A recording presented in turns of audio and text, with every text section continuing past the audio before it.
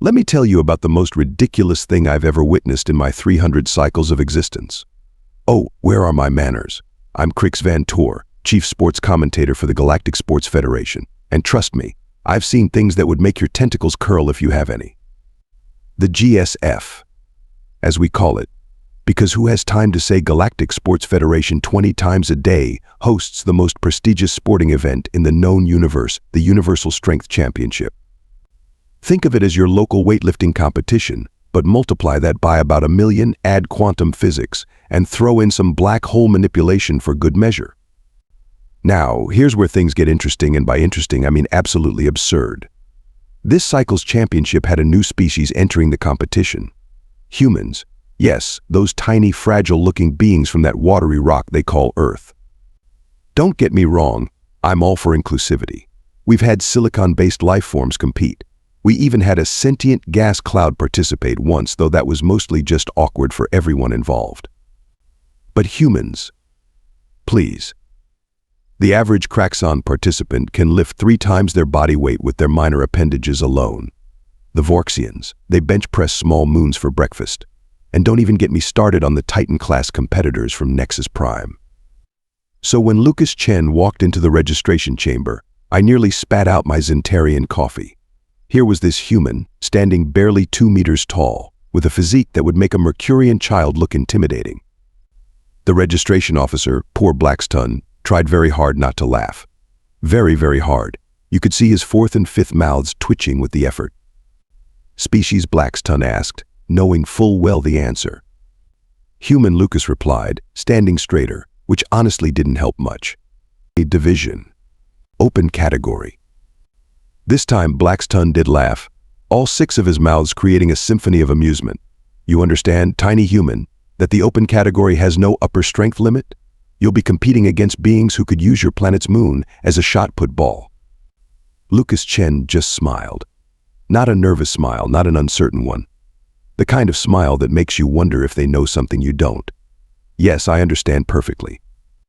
And that's how the most underestimated competitor in GSF history entered the Universal Strength Championship. None of us knew it then, but this small human was about to turn our understanding of physical capabilities upside down, inside out, and possibly break a few universal constants along the way. Though, between you and me, I still thought he was completely crazy. Brave, maybe, but definitely crazy. The team selection process for the Universal Strength Championship is brutal. Each quadrant sends their finest athletes to compete, and this cycle, the Orion Arm decided to throw a human into the mix. I still remember the day Lucas Chen walked into the team quarters. The reactions? Priceless. Draxx the Pulverizer, our Craxon heavy lifter, took one look at Lucas and burst into what humans would call laughter, though it sounds more like a dying engine mixed with a quantum hiccup. This is the backup equipment carrier, right? When does our real teammate arrive? Lucas just stood there, gym bag over his shoulder, that same knowing smile on his face. Actually, I'm your new teammate. Lucas Chen, Earth representative. The room went silent. Well, as silent as it can get with a Vorxian breathing plasma in the corner. Tren Val, our resident quantum strength specialist, extended 3 of her energy tendrils in what I assume was meant to be a sympathetic gesture. Small one, I believe there has been a terrible mistake. This is the strength division, not the. Whatever it is, humans excel at division. But the real kicker came when Team Captain Zara K'nx stormed in. Now, if you've never seen an angry Nexian warrior athlete, imagine a cross between a supernova and a very disgruntled bureaucrat. She's 7 feet of pure muscle, enhanced reflexes, and a tactical mind that once calculated a winning strategy while arm wrestling a black hole. What is the meaning of this? Zara's voice boomed through the chamber, causing the quantum stabilizers to flicker. I demanded the best from the Orion Arm, and they send me this. Captain K'nx. Lucas stepped forward, not even flinching when her bioluminescent patches flared in irritation. I understand your concerns, but I earned my place here. The Earth trials were. Earth trials, she cut him off with a snort that ionized the air around her. Did you perhaps compete against your planet's indigenous non-sentient life forms? Maybe lifted some of those primitive metal weights your species is so proud of? The rest of the team chuckled, their various forms of amusement creating a cacophony of sounds that would give a music theorist nightmares. But Lucas? He just pulled out his qualification holo disc. Actually, I broke our planetary record. Would you like to see the footage? Zara grabbed the disc, her massive hands making it look like a speck of dust. The hologram flickered to life, showing Lucas in what appeared to be a standard Earth gym. What happened next made even Drax's secondary jaw drop. That's impossible, Trenval whispered, her energy tendrils flickering in disbelief. The gravity modifications alone should have liquefied my bones, Lucas finished. Yeah, that's what the last qualifying judge said too, right before I completed the trial. Zara K'nx's bioluminescent patches shifted from angry red to a thoughtful purple. This recording must be doctored. No human could possibly. Test me, Lucas interrupted, earning several gasps from the team. Nobody interrupts Captain K'nx. Nobody who wants to keep their molecular structure intact anyway. Right here, right now. Any challenge you want. The captain's eyes narrowed, all four of them focusing on Lucas with laser-like intensity. Very well, human. Report to Training Chamber 0 in 1 hour. We'll see what you're really made of. She turned to leave, then added with a smirk, assuming you're still in one piece by then. As the team filed out, whispering and betting on how quickly the human would be destroyed, I caught Lucas checking something on his primitive wrist device. A message from Earth flashed briefly. Remember, kid. They don't know about the adrenaline yet. And that's when I first suspected that this seemingly ordinary human might just be hiding something extraordinary. Though honestly, I still put 50 credits on him not surviving the first training session. Training Chamber 0 turned out to be exactly as terrifying as its name suggested. 0 gravity, 0 atmosphere, 0 chance of survival for most species without proper protection. Captain K'nx stood at the control panel, her bioluminescent patches glowing with what I can only describe as malicious glee. Simple exercise, human, she announced over the chamber's comm system. Lift the quantum weight spheres from one end to the other. We'll start with something easy, say only 50 times your planet's gravity. Lucas stepped into the chamber wearing standard-issue GSF training gear, which hung off him like a tent on a twig. The quantum spheres floating at one end of the chamber would have looked beautiful if you didn't know each one weighed more than a small star. Begin, Zara commanded. The first attempt was. Well, calling it a disaster would be an insult to actual disasters. Lucas couldn't even budge the smallest sphere. Draxx doubled over in his containment field, his laughter shaking the observation window. Perhaps we should start with something more, his speed Trenval suggested, her energy tendrils wrapping around themselves in what passed for embarrassment. Like photon pebbles, or maybe zerbo feathers. But here's where things got interesting. Lucas stepped back, studied the spheres, and then asked the most bizarre question I'd heard in my 3 centuries of sports commentary: can I try again with different music? The team stared at him as if he'd just suggested arm wrestling a supernova. Captain K'nx, probably too stunned to refuse, nodded. Lucas pulled out a primitive audio device, inserted something he called earbuds, and approached the spheres again. What happened next defied several laws of physics and at least 2 universal constants. The human's form changed. Not physically, he was still the same undersized creature, but his movements became different. More fluid, more focused. When he gripped the first sphere, his heart rate spiked to levels that should have been fatal. Instead of dying, he smiled. The sphere moved. Impossible, Trenval's energy readings went haywire. His muscle density is somehow increasing exponentially. Lucas didn't just move the sphere, he launched it across the chamber with terrifying precision. Then another, and another. Each time, his vital signs should have indicated imminent collapse, but he kept going. What do you call this technique? Captain K'nx demanded, all 4 eyes wide with disbelief. Lucas, breathing hard but still standing, grinned. On Earth, we call it getting pumped up. The music helps. Over the next few training sessions, we discovered more peculiarities about human physiology. While most species hit their limit and stayed there, Lucas kept adapting. Every failure seemed to make him stronger. Every impossible challenge just made him more determined. Draxx stopped laughing after Lucas matched his lifting record. Trenval's skepticism turned to fascination when she discovered Lucas's muscles were actually getting denser with each session. Even Captain K'nx's bioluminescence shifted to shades of impressed purple more often than annoyed red.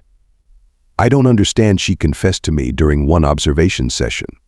By all physical laws, he should have reached his limit days ago. But it's like his body doesn't know it's supposed to stop improving. The most surprising change wasn't in Lucas, though, it was in the team. Draxx started sharing his protein supplements. Trenval began studying human biology with obsessive interest. And Captain K'nx? I caught her nodding with something close to approval when Lucas broke another training record. Sure, they still treated him like he might break at any moment. But now it was less, when will the human fail, and more, what impossible thing will the human survive next? Though personally, I was just wondering what other surprises this supposedly weak species had up their sleeves. The opening ceremony of the Universal Strength Championship was its usual display of excessive power and questionable taste. The Centaurian team arrived riding actual supernovas. The Andromedans made their entrance by bench-pressing their own spaceship. And our team? We had a human wearing what looked like cloth made from primitive petroleum products. "What is that outfit?" demanded Draxx Thor, captain of the Andromeda team, his crystalline form gleaming with disdain. "Did you lose a bet with a carbon-based life form?" "It's called a tracksuit," Lucas replied, zipping up his jacket. "Pretty comfortable, actually. Want to try it on?" The crowd roared with laughter. Even some of the judges couldn't contain their amusement, though the quantum arbitrator managed to keep all 7 of its faces neutral. The first event was the neutron star shot put. Simple enough: take a compressed ball of neutron star matter and throw it as far as possible without creating a new black hole. The Centaurian champion went first, their multiple arms working in perfect harmony to launch the ball halfway across the stadium. "Beat that, tiny human," sneered Draxx Thor, after his throw nearly broke the stadium's containment field. Lucas stepped up to the throwing circle, looking comically small next to the neutron ball. The crowd went quiet, probably expecting him to be crushed instantly. Instead, he pulled out his audio device again. "What's he doing?" Captain K'nx muttered, her bioluminescence flickering with anxiety. "Checking his heart rate," I replied, watching my biometric scanner. "And putting on something called Eye of the Tiger." Lucas approached the neutron ball differently than the others. While they relied on brute strength, he studied its gravitational field, testing different angles with gentle touches. The judges grew impatient. Any time this cycle, Human, the head judge, announced, all 3 of their temporal phases showing clear annoyance. That's when Lucas did something that made absolutely no sense. Instead of trying to match the alien's power, he used the ball's own gravitational field to his advantage. With a carefully calculated movement, he redirected its mass rather than simply throwing it. The neutron ball curved through the air in an impossible arc, using the stadium's own gravity wells as acceleration points. When it landed, even the quantum arbitrator's jaws dropped, all 7 of them. "That was not strength," Draxx Thor protested, his crystalline form clouding with anger. "That was physics." "Last I checked," Lucas said, wiping his hands on his tracksuit, "physics is just the universe's way of keeping score." He didn't win that event, came in 4th, actually. But watching the other competitors shift nervously, recalculating their strategies, that was better than any victory. Our supposedly weak human had just shown that raw power wasn't everything. The next events followed a similar pattern. Lucas never dominated, but he never finished last either. Where the aliens brought overwhelming force, he brought careful calculation and that strange human ability to function way past their supposed limits. "He's not trying to beat them," Captain K'nx realized, her bioluminescence pulsing with sudden understanding. "He's saving his strength for something specific." Looking at Lucas's focused expression as he prepared for the next event, I had a feeling she was right. But for what? What could this small human possibly have planned that would make all this calculated restraint worth it? The gravity chamber challenge. The main event. The career ender. The thing that makes black holes look like gentle exercise equipment. "Last chance to withdraw with dignity," Draxx Thor offered Lucas, his crystalline form refracting light in what passed for a sympathetic expression. "No shame in admitting when you're outmatched." The chamber loomed before them, a perfect cube of pure darkness that seemed to swallow light itself. Inside, gravity wasn't just a force to be reckoned with, it was a weapon, an opponent, and a judge all rolled into one. "The rules are simple," announced the quantum arbitrator, all 7 faces speaking in perfect harmony. Survive increasing gravitational forces while performing the specified strength tasks. Last one standing wins. Simple. Right. Like saying a supernova is just a little warm. 8 competitors entered the chamber. The Centaurian champion, with his multi-limbed advantage. Draxx Thor, his crystalline form specifically evolved to resist crushing forces. A Vorxian princess whose species literally ate gravitational waves for breakfast. And Lucas Chen, looking like he'd wandered into the wrong universe. Starting gravity 100 times standard, the arbitrator announced. The chamber hummed to life. The first task appeared a series of quantum weights that needed to be arranged in a specific pattern. Easy enough under normal conditions, but with gravity trying to turn you into a quantum pancake. Not so much. At 150 times standard gravity, the Vorxian princess bowed out, her gravity-eating abilities finally reaching their limit. Lucas, meanwhile, had that same focused look from training, his earbuds firmly in place. "What's he listening to now?" Captain K'nx asked, watching from the observation deck. I checked my audio scanner. Something called through fire and flames apparently. It's about dragons. At 200 times gravity, the Centaurian's extra limbs became a liability, the force threatening to tear them apart. He exited, leaving 6 competitors. Lucas's heart rate should have been impossible. My scanners showed levels that would kill most species, yet he kept moving, kept lifting, kept fighting the very forces that held galaxies together. 300 times standard gravity. 4 competitors remained.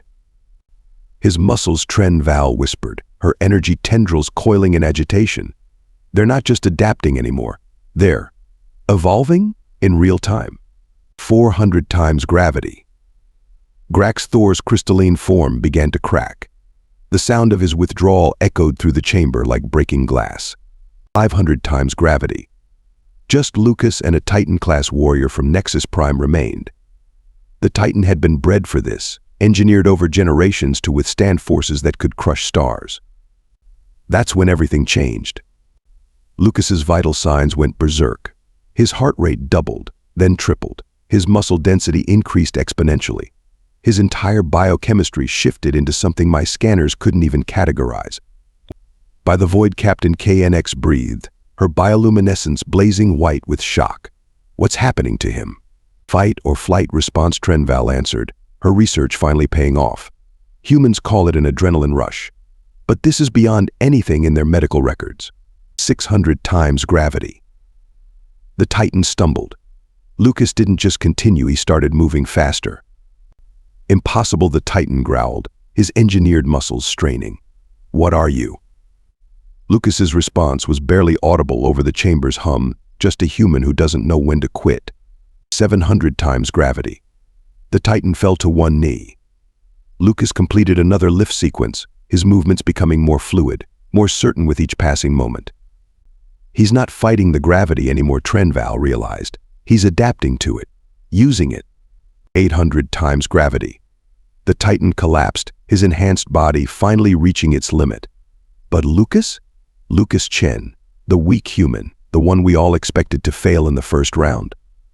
He stood there, surrounded by completed task sequences, his body somehow still functioning under forces that should have turned him into quantum dust. The chamber powered down. The lights came up.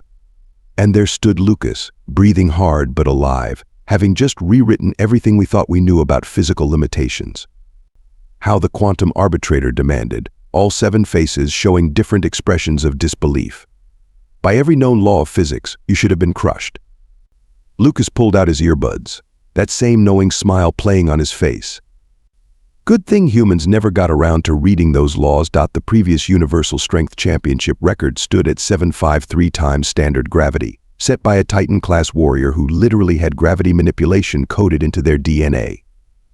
Lucas Chen, the small human from Earth, had just endured 800 times gravity while completing every single task sequence perfectly. The data screens exploded with information as our scientific observers tried to make sense of what they'd just witnessed. Trenval's energy tendrils were practically tying themselves in knots as she processed the readings. "This is unprecedented," she announced, her voice crackling with excitement. The human body not only adapted to the increased gravitational forces but actually became stronger because of them. Their muscle fibers reconstructed themselves under pressure. The quantum arbitrator approached Lucas, all 7 faces now showing the same expression: pure, unadulterated shock. Mr. Chen, your species documents indicated a maximum gravitational tolerance of 10 times standard gravity. Lucas, still catching his breath, shrugged. Those documents might be a bit outdated. We did some recent studies on human potential under extreme conditions. Recent studies, Captain K'nx's bioluminescence flickered between disbelief and admiration. When exactly? About 6 months ago. In my garage. The stadium erupted in chaos. The Andromedans demanded a genetic scan, certain he must be artificially enhanced. The Centaurians called for a quantum analysis of his cellular structure. The Vorxians just stood there, their gravity-eating organs completely forgotten as they tried to process what they'd witnessed. The results only made things more interesting. Completely natural biology, announced the chief medical officer, her tentacles trembling as she read the results. No enhancements, no quantum modifications, no gravitational manipulation devices, just human physiology. That's when Trenval made her most stunning announcement yet. Look at his cellular structure now, compared to before the challenge. She projected the images for everyone to see. His body didn't just survive the gravity, it got stronger because of it. The humans call it hypertrophy. The more stress their muscles endure, the more they adapt and grow. You mean Draxx Thor's crystalline form shimmered with disbelief, the more we tried to crush him. The stronger he became, Captain K'nx finished, her bioluminescence now a steady pulse of amazed blue. No wonder he seemed to move faster near the end.